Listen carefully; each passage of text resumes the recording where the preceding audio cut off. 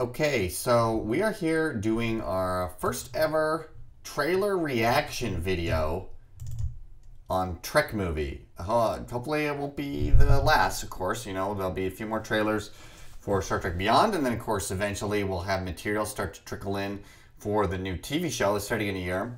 My name is Jared Whitley. I'm one of the head writers for Trek movie, and we're trying to branch out into more multimedia. We're starting our podcast, and hopefully we'll be able to do some videos like this as well. So the trailer was supposed to come out a little while later this week to tie in more to Star Wars. I think that's where they wanted it to premiere, was in front of Star Wars. But a German version of it leaked online this morning.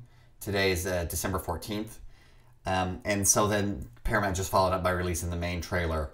So I just wanted to walk through some parts of it with you and let you know some of my thoughts. Now, my main reaction to this is that they use a lot of corny dialogue that could have been used in any trailer about anything. That's just bland as can possibly be. You know, ever since I think Inception was the first trailer that really, it just blew everyone away 5 years ago. And everybody has been playing catch up with that ever since then, with less effect than the good people at Inception. Anyway, so let's start the trailer here. I'll be pausing it periodically to share some of my thoughts. Now, one of the things that's been discussed on the internet is how the sabotage music is used. Which of course it appeared in the 2009 movie, when young Jim Kirk is stealing his stepfather's car, I guess it is, and then he drives it into the pit. So, it's kind of on brand for this character. Something that annoys me, though, is it starts off and Scotty comes out and says, "Oh, is this music?" Is that music? It's a good choice. Hey, well played. And Kirk says, yeah, it's a cool song or whatever. And Scotty says, yeah, this is great. And the thing that bugs me from that, from a metatextual standpoint, is it's like they're talking to the audience, knowing that they'll think that this music is kind of dumb to have in a Star Trek trailer. So they come out and say, don't worry, this really is good. Take our word for it. Anyways, that kind of annoyed me. But it's fine. Again, to compare it to Inception, it's better to say it's better than just having blah music in the background. Anyway, okay, then we see some action shots, we see some peril. And then there's some really cheap dialogue where he's like, "Oh, we've got no ship, we've got no whatever. I don't know how we're gonna get out of this, all that kind of stuff." We got no ship.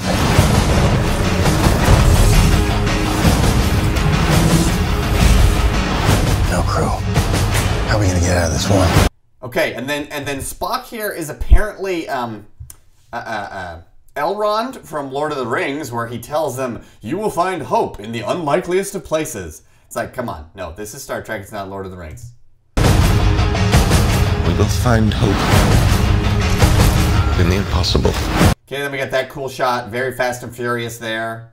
And don't tell me, I kind of changed the laws of physics. Their grown man is holding his entire weight up by the fingers of one hand. So, yes, Scotty has changed the laws of physics.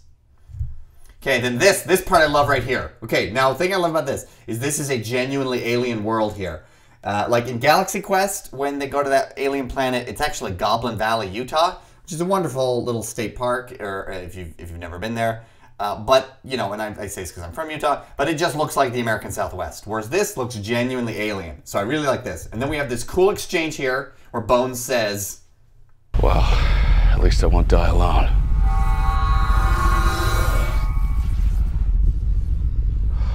Well, that's just typical. Yeah, no, that's good. That's the money part of the trailer. Carl Urban has long been, the brightest star in the Star Trek reboot firmament, and that little exchange there, and then Spock disappearing. That's good. That's funny stuff. Perfect. Okay, then here, this is as Fast and Furious as it gets. We have Jim Kirk actually riding a space motorcycle. Let's hope that this scene turns out better than the dune buggy race in Nemesis. I'm sure it will. How could it possibly be as bad as that? Okay, then we have the skunk lady. I don't know what her name is. I don't know if that's been revealed. She looks pretty cool. She kind of looks like she walked off the set of Guardians of the Galaxy, and it kind of looks like she's fighting Jemadar. And if that's the case, if she's fighting Jemadar, then I'm very excited about that, because, of course, I'm a big Deep Space Nine fan. Okay, I like this line here, though. This is where the frontier pushes back. That's a good line. I complain about the dialogue here being too samey, but this is where the frontier pushes back. That's good. That's a Star Trek-y type of thing to say. It kind of reminds me from the first episode of Deep Space Nine, where Julian says, "I wanted to come out here to the wilderness," and Major Kira says, "The wilderness is my home, Doctor." Right? So I like this. I like this.